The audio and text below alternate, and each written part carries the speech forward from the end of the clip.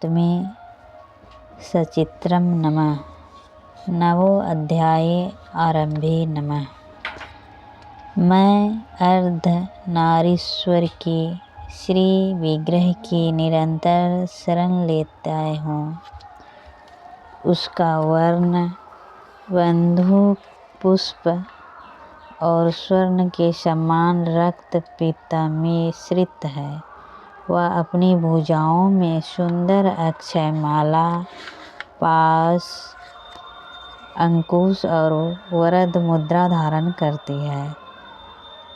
अर्धचंदन उसका आभूषण है तथा वह 3 नेत्रों से सुशोभित है।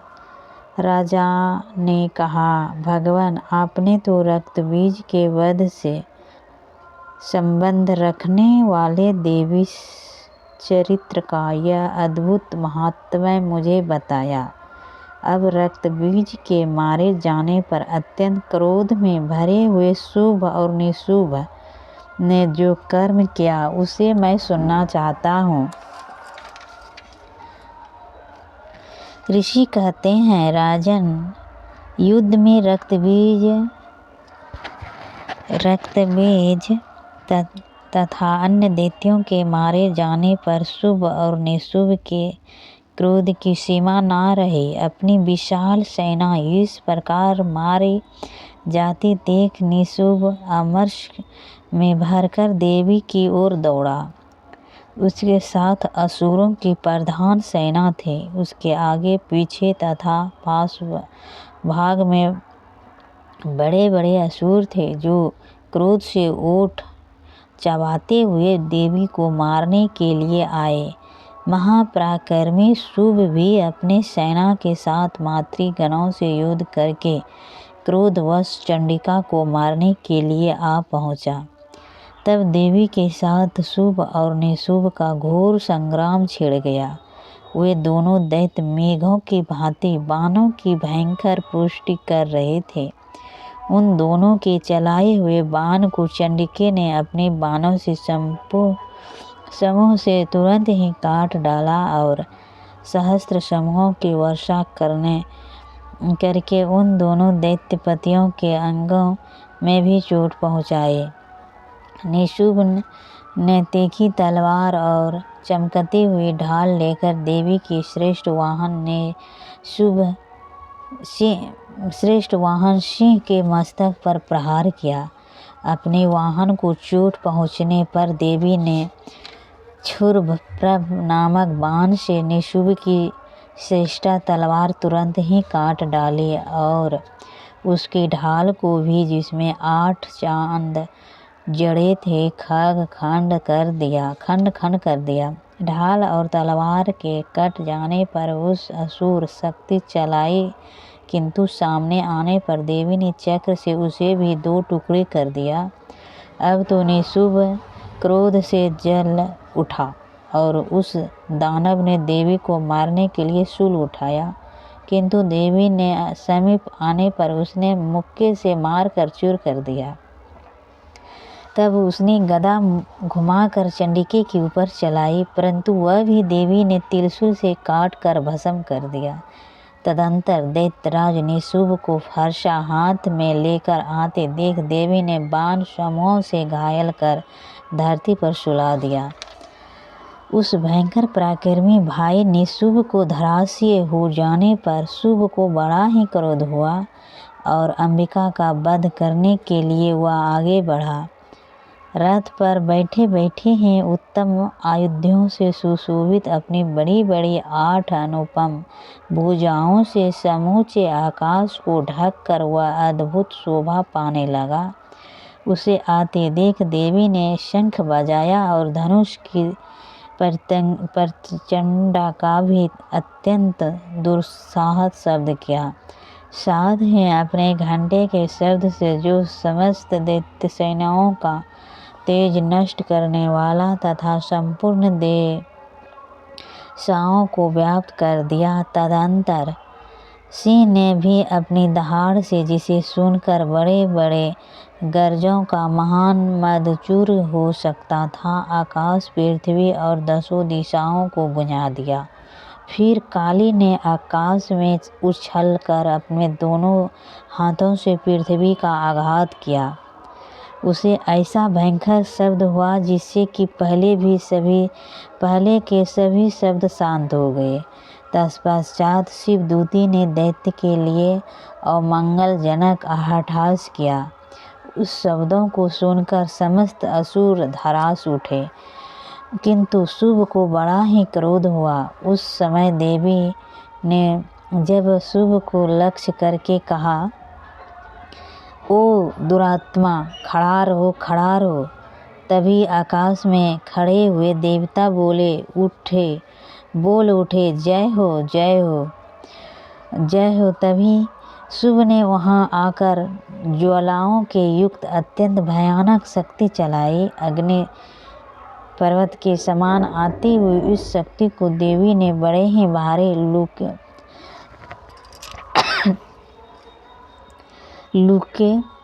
से दूर हटा दिया। उस समय शुभ के सिंहनाद से तीनों लोक गूंज उठे।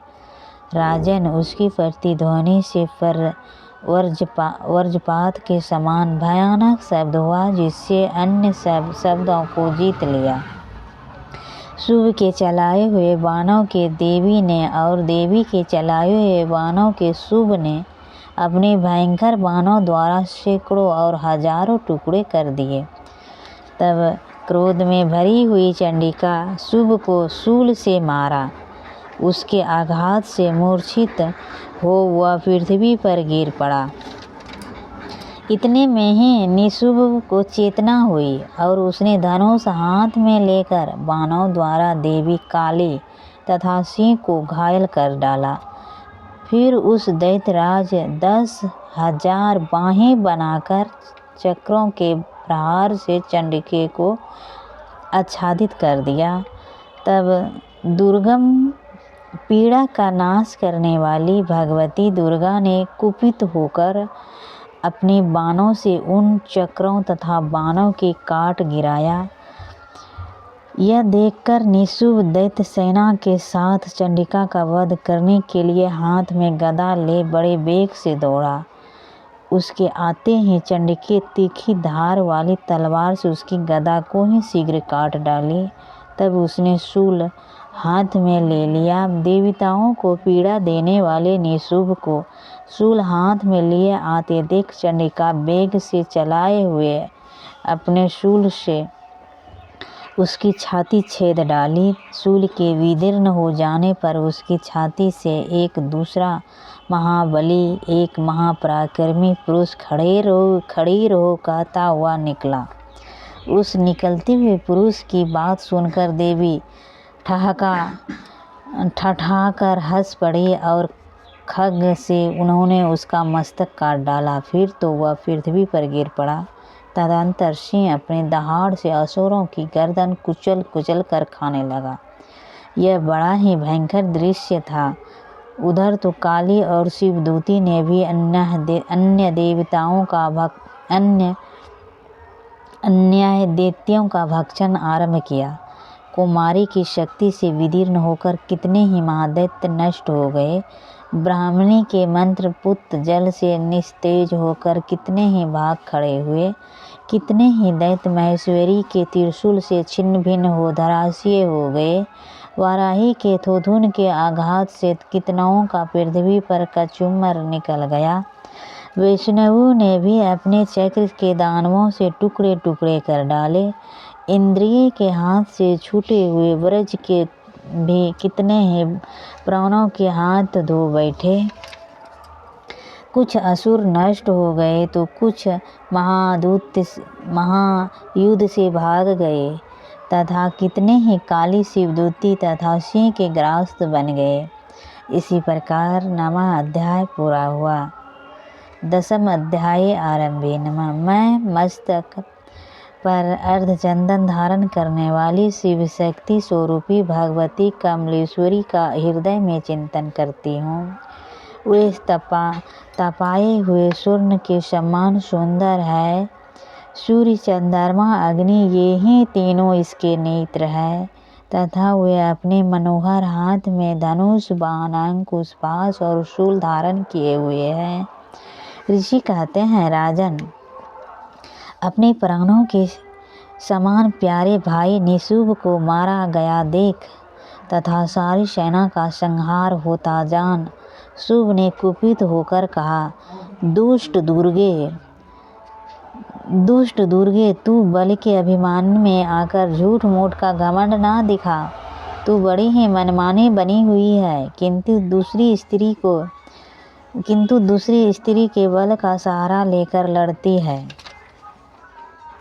देवी बोली, ओ दुष्ट, मैं अकेली ही हूँ। इस संसार में मेरे सिवाय दूसरी कौन है? देख, ये मेरे ही विभूति है, अतः मुझ में ही प्रवेश कर रही है। तदंतर ब्राह्मणी आदि समस्त देवियों अंबिका देवी के शरीर में लीन हो गई। उस समय केवल अंबिका देवी ही रह गई। देवी बोली, मैं अपनी ऐश्वर्य शक्ति से अनेक रूपों में यहाँ उपस्थित हुई थी। उन सब रूपों को मैंने समेट लिया। अब अकेली ही युद्ध में खड़ी हूँ। तुम भी स्थिर हो जाओ। ऋषि कहते हैं, तदंतर देवी और शुभ दोनों में सब देवताओं तथा दानवों को देखते देखते भयंकर युद्ध छिड़ गया।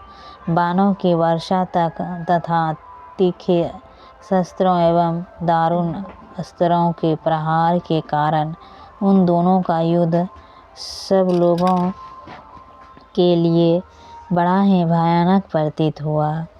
उस समय अंबिका जी ने जो सैकड़ों दिव्य अस्त्र छोड़े, उन्हें दैत्यराज शुभ ने उन्हें निवारण अस्त्रों द्वारा काट डाला।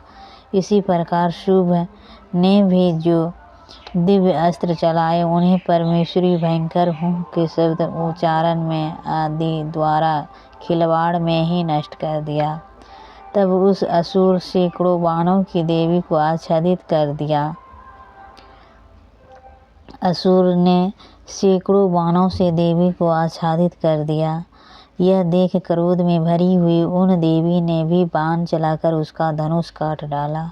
धनुष कट जाने पर फिर दैत्यराज ने शक्ति हाथ में ली, किंतु देवी ने चक्र से उसका हाथ की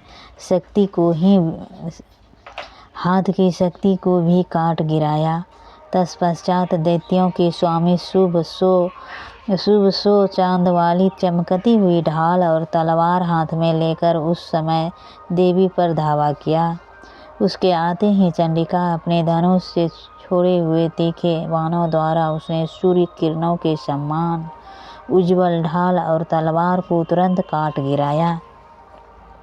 फिर उस दैत्य के घोड़े और सारथी मारे जाने, धनुष तो पहले ही कट चुका था। अब उसने अंबिका को मारने के लिए उद्धत हो भयंकर उद्गर हाथों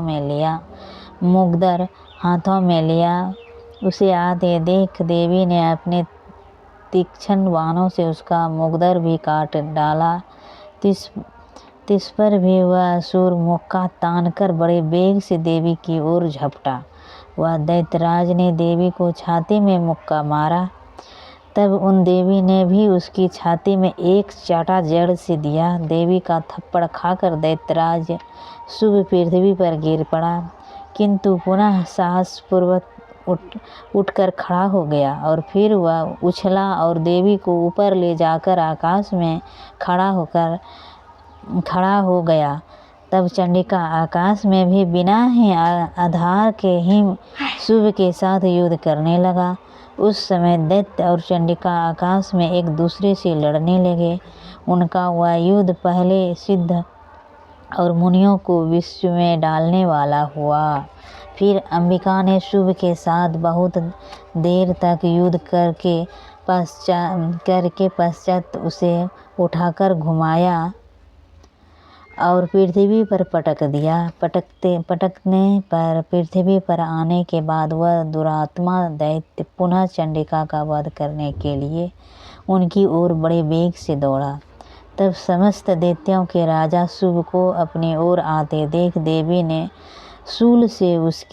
त्रिशूल से उसकी छाती छेद डाली, पृथ्वी पर गिरा दिया। देवी के शूल की धार से घायल होकर उसके प्राण पखेरा उड़ गया और वह समुद्र, द्वीपों और पर्वतों सहित समुचित पृथ्वी को कांपता हुआ भूमि पर गिर पड़ा।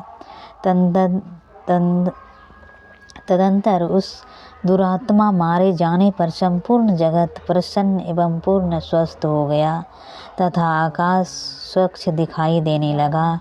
पहले जो उत्पात सूचक मेघ और उल्कापात होते थे वे सब शांत हो गए तथा उस दैत्य के मारे जाने पर नदियों भी ठीक मार्ग से बहने लगी। उस समय सूर्य की मृत्यु के बाद संपूर्ण देवताओं का हृदय हर्ष से भर गया और गंधर्व मधुर गीत गाने लगे, दूसरे गंधर्व बाजे बजाने लगे और अप्सराएं नाचने लगे, पवित्र वायु बहने लगी, सूर्य की प्रभा उत्तम हो गई, अग्निशाला की बुझी हुई आग अपने आप प्रज्वलित हो उठी तथा संपूर्ण दिशाओं को भयंकर शब्द शांत हो गए। इसी प्रकार 10वां अध्याय पूरा हुआ। श्री दुर्गा सचित्र नमः।